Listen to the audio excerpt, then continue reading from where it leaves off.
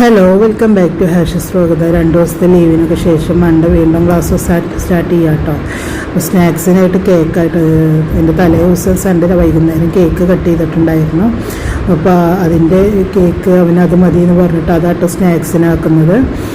White forest കേക്കായിരുന്നു കേട്ടോ, അടിപൊളി കേക്കായിരുന്നു. പിന്നെ ഉച്ചയ്ക്ക് ഫുഡ് ബിരിയാണി ആയിരുന്നു കേട്ടോ, ചിക്കൻ ബിരിയാണി. പിന്നെ അതിലേക്ക് ഞാൻ സാലഡ് ആക്കി കൊടുക്കുക കേട്ടോ.